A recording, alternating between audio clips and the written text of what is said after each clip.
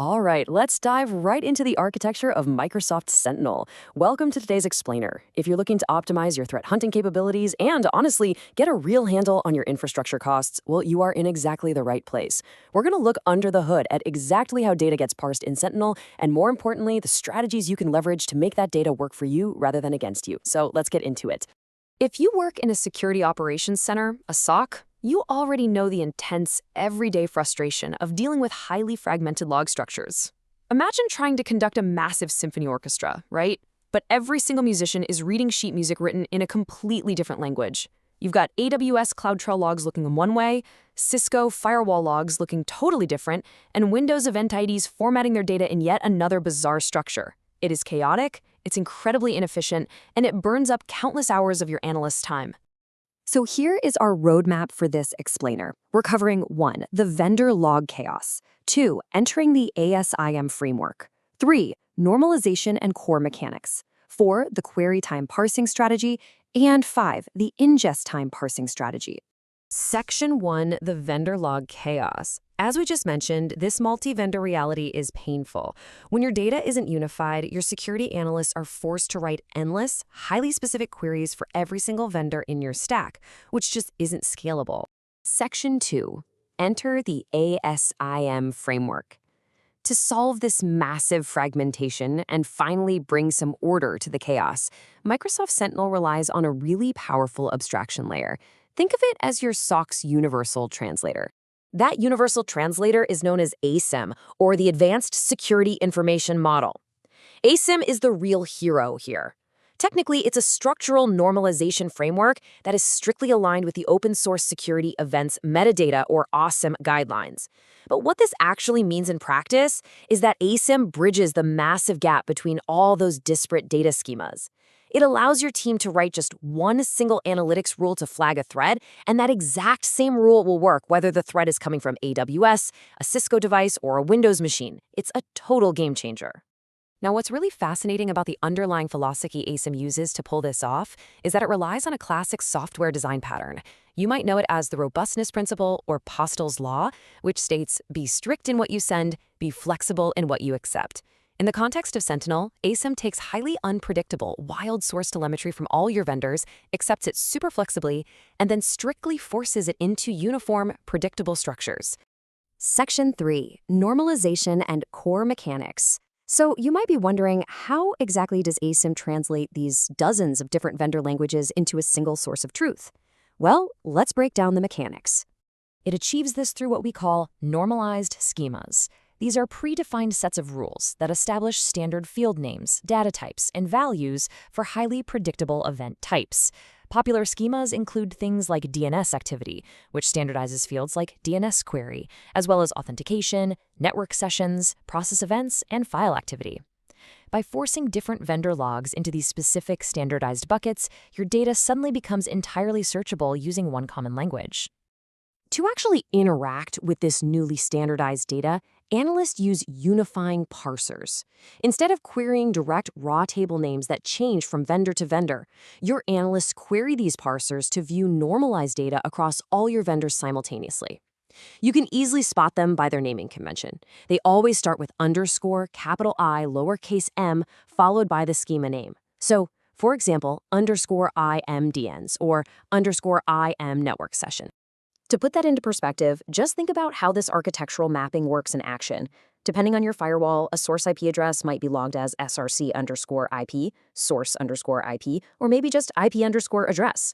Well, ASIM universally translates every single one of those variations into the exact same target field, src IP adder.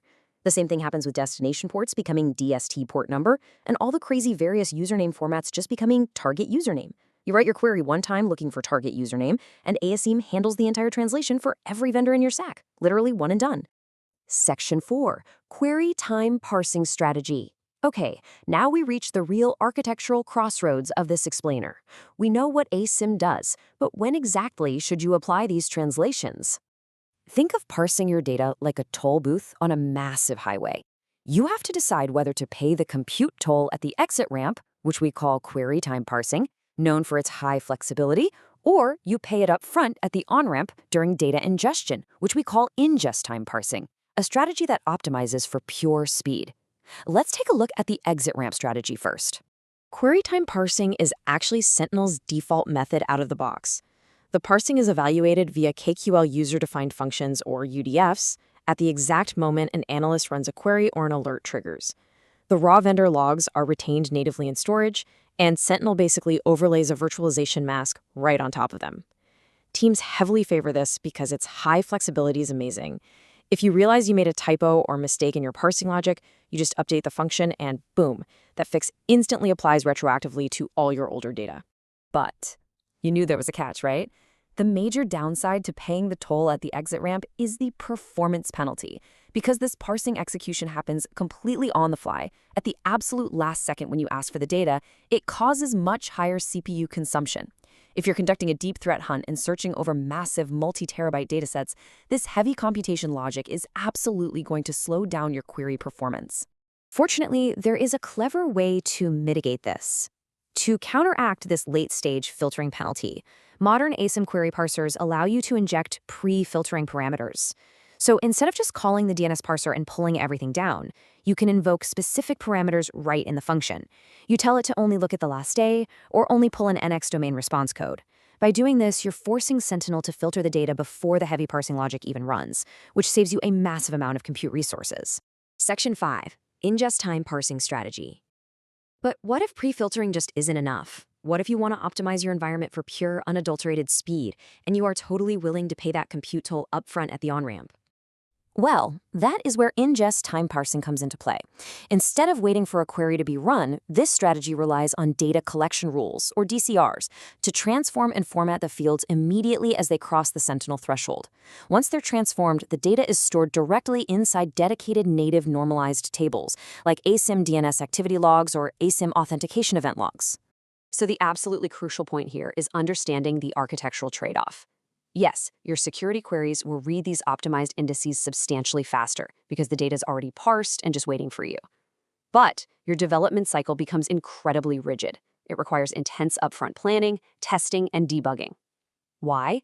Because if a vendor update unexpectedly changes their log format and it breaks your rigid DCR parsing expression, you might actually drop raw log elements entirely.